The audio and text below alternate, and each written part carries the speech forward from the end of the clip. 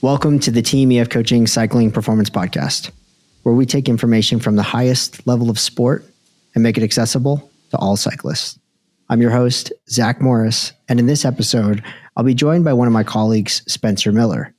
In January 2021, when I started to lay the foundational framework of what Team EF Coaching would be, I hired Spencer to help build and run our nutrition program. As a high-level U.S. domestic elite rider himself, and a nutritionist, I knew that Spencer was somebody with the passion and skill set to help us build out our program and develop it into a system that could positively impact the lives and performance of many cyclists around the world. Today, almost 3 years later, we have the privilege of working with athletes of all levels, all around the world, who are all thriving from the results of our nutritional program. Through this 3-year process, we've noticed 5 common nutritional traps that cyclists fall into before they enter our program. In this episode, we'll be highlighting those 5 traps and discuss how to avoid them and what the optimal alternatives are. Spencer, welcome to the show. Thanks for having me, Zach. Excited to be here. So before we dive into things, Spencer, I want to give the audience the opportunity to understand you as an athlete a bit better. I don't think most people that meet you for the first time understand what a high-level rider you are. This year, you finished top 20 at Gravel National Championships and have competed in all of the top U.S. domestic elite races, which, for those who don't know, are extremely high level in competition. Spencer, can you share a little bit more about who you are as a rider? Yeah, for sure. So I've been riding for about 10 years, racing all the high level American races for the last 3 to 4 years, all the stage races, Redlands, Gila, Joe Martin and all that. And then in the last year or so, I've gotten more into the gravel scene. I think it suits my physiology a little bit better. Kind of the hard races, keeping the chain tight all day, longer fatigue resistance. And so I've been getting more into the gravel scene this year. And I think, I don't necessarily have the top end of all the best guys, but when they're all fatigued, I feel like I don't fatigue as much. So it kind of puts me a little bit more on a level playing field. So yeah, just doing as many of the big races in the US I can and kind of hitting more of the big gravel races this year. So it's been a lot of fun. It's pretty cool that you're able to do that work. And I don't think people understand how high the level is and how good the people are on the elite scene. Like, they're doing this full time, most of them. And so you're able to work and still ride full time. And that just shows to what a great athlete you are. So let's start getting into this. What brought this podcast to life is when you think about navigating the nutrition space for even simple goals like weight loss and building muscle, it can be hard with so much conflicting information on the internet about what is optimal. Athletes with high performance goals are faced with an enormous challenge of finding the optimal protocols and practices for their unique needs. If anyone has ever thought nutrition for living a balanced lifestyle was complicated, high performance cyclists bring an entirely new meaning of complication to that opinion. One of the overarching issues that I see people of influence making is they're publicly basing their opinions on bad information, guiding people into poor nutritional habits. There's no debating that maintaining a balanced and nutritious diet is essential for overall well-being, longevity, and high performance. Many popular diet and nutritional practices can be counterproductive or even harmful in the long run. So let's get into this first topic of discussion: extreme caloric restrictions. One of the first things you see a lot on the internet is extreme calorie restriction. Yes, calorie restriction is needed to lose fat, but going to an extreme can be detrimental to your performance and health. Extreme calorie restriction diets might promise rapid weight loss, but this often leads to nutritional deficiencies, muscle loss, bone density loss, and a slowed metabolism. Instead of crash dieting, what should athletes be focusing on, Spencer? Yeah, so the big thing is just focusing on a sustainable approach. Like a lot of times they say the best diet is the one that you can actually keep doing, and an extreme calorie restriction is not one that you can keep up with. So focusing on a sustainable calorie deficit, and we'll go more in depth, timing that deficit on the right days, right times, and prioritizing nutrient dense foods. Slow and steady weight loss is going to be the key. It's awesome to see a bunch of weight loss in a week, but that's really not super sustainable. So, smaller deficits over a longer period of time, that's going to lead you to having better training and better overall results in the long run. Can you give us some comparative examples of nutrient dense versus non-nutrient dense foods? Yeah, for sure. So, nutrient dense, like you think of the common healthy foods, right? Like fruits, vegetables, lean proteins, things like that.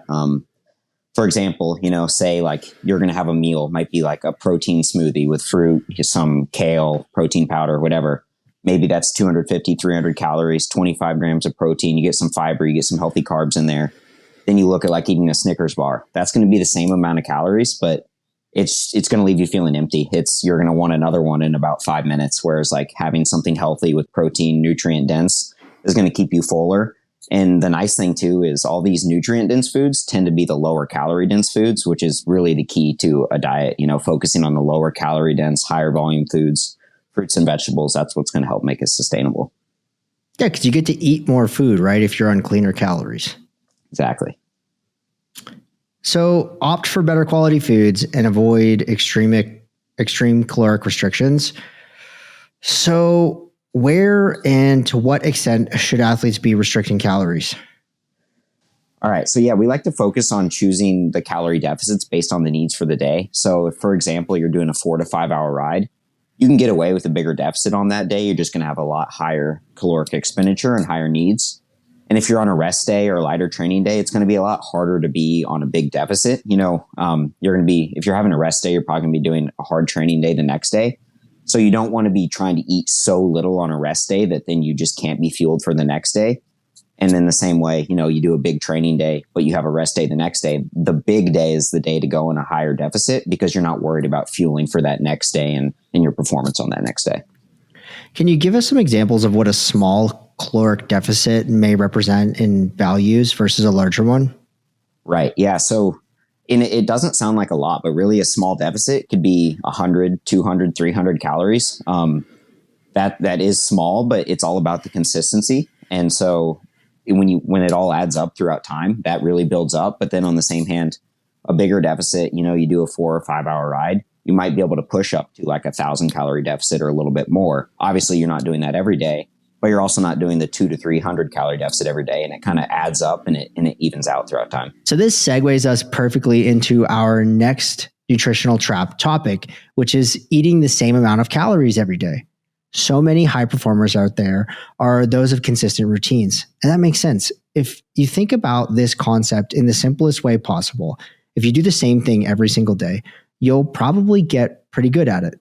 But this strategy certainly poses a problem in the sector of high performance progress, where athletes need a variety of training intensity and volume variation to reach their best condition. The same is said on the side of nutrition. Spencer, can you talk about what potential risks and problems people may face if they don't adapt their nutrition to their training on a daily basis? Yeah, so this is like one of the biggest myths and problems I see a lot when working with our athletes is like with social media nowadays, you see all the full day of eatings on YouTube and things like that. And it's like people who aren't in an endurance sport like cycling, where the training is so dynamic from day to day, they can get away with eating the same amount every day. Like if you're going to the gym for an hour, whether you're doing back or you're doing arms, your calorie expenditure is going to be pretty much the same. So you can get away with eating the same amount every day. But that is so much different than cycling. Like you can have a 5-hour training day where you're going to burn, 3,000 to 4,000 calories, or you could have a rest day where you're not burning any. So like the training is so dynamic. And you don't want to eat the same calories every day. That's either going to lead you to way overeating on a rest day or way underfueling on a bigger training day. So that's where like changing up and cycling your calories based on the training for the day is super important. It really, the simplest terms of thinking about it is like more riding equals more fuel. It's as simple as you're eating for the day ahead. So you're not trying to eat the same calories every day, because when you do that, like I said, you're going to either be way overeating on a rest day, or you're going to be way underfueled and your training is going to be pretty terrible on a higher training day. So let's talk about that rest day, because this is an area where a lot of people go wrong. I'm sure there are many people out there making simple sense of their output and massively reducing their fuel intake on their rest days. But tell us why we shouldn't be underfueling on our rest days, especially when we have hard training days to follow. Yeah, so this is a super important thing because a lot of people like to get in the mindset of I'm not training today, like I can't eat. And that's where, like I talked about a bit before, going on a bigger deficit on a bigger training day, that allows you to still reach your weight loss goals and eat more at maintenance on a rest day. This is for a couple of reasons. One, say your maintenance is 2,000 calories, like trying to be in a deficit and eat only 1,500 calories on the day is really tough. Like when you truly think about how many calories 1,500 calories is, it's not a lot. So one, like you're going to be hungry, probably going to be pretty irritable. And the next thing is when you have a rest day, you're typically going to have a hard training session the next day. That's why you have a rest day. And if you're just trying to eat in a big deficit on a rest day and really not eat much at all because you're not training, you're going to be super flat. You're going to be empty the next day when you go into that big training day. So that's why eating closer to maintenance on a rest day really isn't going to hurt your progress, because then you're going to skew it and maybe eat a bit higher deficit on a bigger training day. But then that still allows you to feel good on your training the day after a rest day, because it's not like you just ate no carbs and you're just going to be super flat on that day. Let's dive just a bit deeper into that discussion around carbohydrates stored in the muscle and why it's so important to make sure that our muscle glycogen is full before training. Yeah, so most people probably heard of glycogen before, like that's why you do a carb load, things like that. But glycogen is the stored form of glucose. It can be stored in your liver or your muscles. Glycogen is the quickest, most usable form of energy. So it's going to be even quicker than you're consuming a carb mix or something like that. Your body wants to take the fuel from your muscles that you have stored as glycogen. So it's broken down. It's released as glucose into the bloodstream to be used as fuel. You don't have unlimited glycogen stores. That's why you also need to consume fuel during your training. But that's also why it really becomes important eating enough on days before training, because you want those glycogen stores to be refilled so that you're ready to go. That's why if you ever go out on a ride, you feel flat, you can't get your heart rate up, just like super low energy, that probably means you didn't eat enough carbs either the day before or earlier in the day before, because your glycogen stores are empty and your body is really struggling to find the energy it needs to do what you're doing for the workload. And we've seen that over the years, where athletes are fueling plenty during their rides, but restricting too much outside of their training, and they're still running out of energy while training because they don't have enough glycogen stored. So it's not something you can make up for in the middle of the session by taking a bunch of sugar. That stored muscle glycogen is really the premium fuel. And if you don't have enough in your muscles, you're going to underperform out on the road. And I think that this ties perfectly into our fourth nutritional trap topic of discussion, and that's skipping fueling in the last hour of training. I think I've had this discussion with every athlete I've ever worked with. It's one of those things where athletes really feel like they're getting ahead of the curve and making a great choice when they decide to start reducing their intake as they get closer to home. It's almost as if they feel that this will give them a body composition advantage, but in reality, it does the opposite. Spencer, talk about the negative effects of skipping out on nutritional intake in the last hour of training. Yeah, so like you said, this is a super common one. Like most of the people I've worked with, it's that mentality of like you're getting ahead of the curve. Like you think, oh, if I just skip my last few bars, my last few gels in this last hour, then I can eat more at dinner. I can eat more later in the day. Well, like, sure, that sounds good in theory, but one, your last hour of training, the end of your training is really going to suffer. And if you think about what wins races, it's not your efforts at the beginning of the ride, it's your efforts at the end of the ride. So you might as well train like you're going to be racing. That's the first thing. And two, your hunger is going to increase. The body wants to preserve itself. And so your hunger hormones are really going to increase if you're super underfueling towards the end of that ride. And then what that typically leads to is just overeating later in the day. And typically you're going to overcompensate enough that you're going to overeat later in the day more than what you would have had you just consumed the right amount of carbs to fuel the rest of that training. So it's kind of like a downward spiral that leads you worse off than you would have been, even though it sounds like it might be great in the time. It truly is just, it leads to worse performance and you're going to be way hungrier and you'll probably end up overeating later on in the day. And just to bring that into perspective for everybody, I think most of our listeners have probably come home from a ride and eaten the entire cabinet full of snacks, right? You get in, you're just like, dude, I'm starving. I need to eat something right now. And you're like sweating while you're eating, and it's the chips and it's the candies and it's everything that's in the cupboard. And that's how you know that you didn't fuel properly on your ride. Because when you fuel properly and you get home, you almost have to like force yourself to eat the next meal because you're really not hungry. I'd say that's almost the sensation that you should be feeling when you arrive home from a training session if you fueled properly. Spencer, would you agree? Absolutely. It's a really interesting thing, right? Like you can go on a super hard 5-hour ride, and if you're fueling really good during that ride, you get home and it's like you would expect to be super hungry. But if you ate right during the whole ride, you're really not that hungry. Or you could go on a 90-minute ride under fuel, and you could just be ravenous at the end of that 90-minute ride. So it's like, it's pretty crazy how much fueling correctly during the training impacts your hunger after the training. It's interesting that you mentioned that 90-minute mark, because that 90-minute mark is traditionally when we see athletes deplete their glycogen stores without fueling while riding. So just to that point, in 90 minutes, you can completely run your glycogen stores empty and throw off the whole process, arrive home completely famished with your satiation rate way up, ripping through the cupboards. And that's what you want to avoid. So Spencer, as we come into our final nutritional trap topic of discussion, with this trap of eliminating entire food groups from your diet. Now, this space is becoming increasingly tough to navigate as massive influencers on the internet are sharing information in various directions: ketogenic, carnivore, veganism, high fat, low fat. These extreme stances on nutrition are counterproductive for high performance athletes. So Spencer, can you talk a little bit about what some of the risks are that athletes face when they start leaning into one of these extremes? Yeah. So really the big thing is just an extreme on any end of the diet is going to lead to a deficiency somewhere, whether that's you trying to do keto diet and you're going to be deficient in carbs and glycogen and fuel for training, or you're trying to go super low fat and then your hormones get tanked because you don't have enough fat to have maintaining functional hormone levels. And so there really isn't one diet that is perfect, or one of these fad diets. And that's for good reason, because you need everything. You need a well-rounded diet. You need healthy fats. You need plenty of carbs to fuel training. You need protein to recover.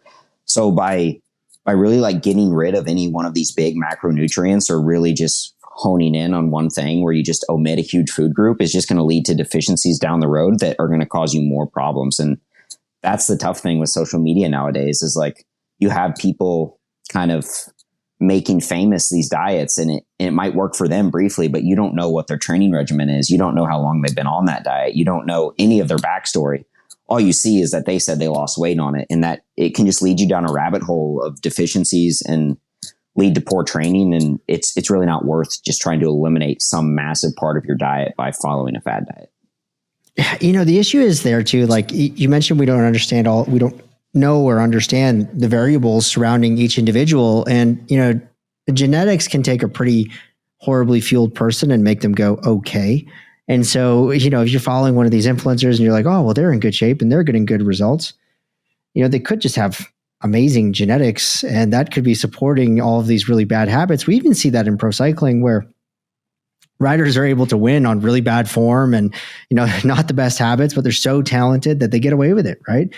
And so a lot of these people promoting these diets, I think it's really important to understand that in the cycling space, we know quite a bit more than we did 5 years ago, even, which 5 years ago was not that long ago.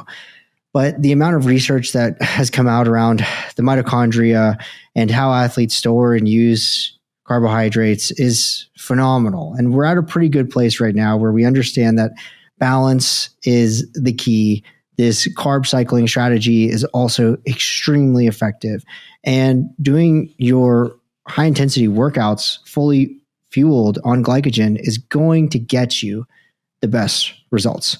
So ketogenic diets, even for, even like a carnivore diet, like any of these extremes would be the wrong direction to go in. And we do like I actually get a lot of resistance around like the vegan diet. And I've never really talked about it openly, but I tried it. I did vegan for 3 months. My sister's a 20 plus year vegan. Mom's a 15-year plus vegan. And I'd say most pro cyclists have tried going vegan. And I'd say that most pro cyclists have also had the same effects where your hormones kind of just tank. And it's a really interesting process because when you start on that diet, you feel great. You're like, oh, I'm beating the system. I'm getting super light. I'm going to be so fast when the races come. But the races come around and you're really lean, but you end up with a lot less power. And so, Spencer, do you think that's because of just the lack of protein that's in that diet? Yeah, I think that can be a lot of it. And I think a lot of it too that people tend to forget about is a complete versus an incomplete protein. So when you get vegan sources of protein, you can get some complete proteins, but you really have to be super attentive in making sure that you're eating plenty of sources of protein to get all the amino acids you need to be a complete protein. When we say complete protein, I mean like animal products, dairy, fish, anything like that. And that's where you can't just look at protein being protein, like say in peanut butter or a slice of bread, everything has some protein, but it's not a complete protein. And so that's one of the big issues is like making sure that you're getting all the amino acids and everything you need for recovery. And it's not that it can't be done. There's people out there who can be successful athletes on a vegan diet.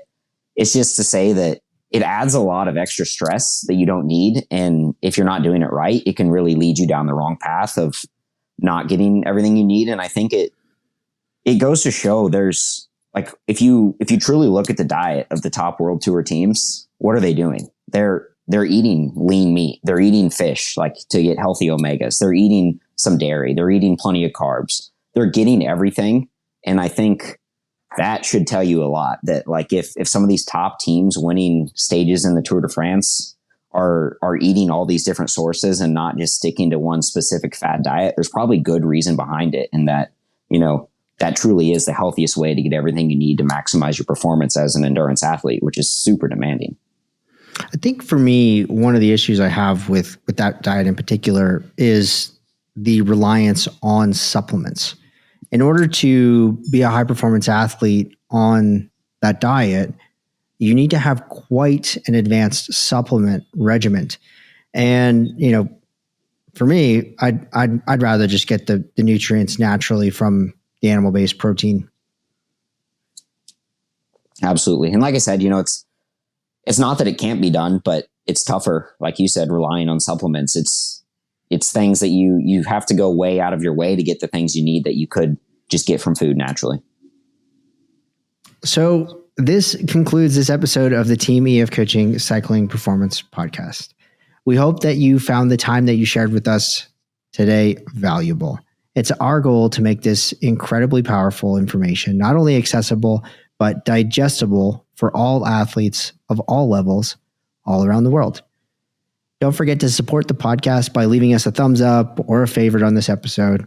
If you want to learn more about how our team of coaches can help you optimize your performance, please head to teamefcoaching.com and look at our one-on-one coaching services, because we would love to be a part of helping you optimize your performance on and off the bike. Spencer Miller, thank you so much for joining us today. That was a great conversation. I'm Zack Morris, and until next time, take care, everyone.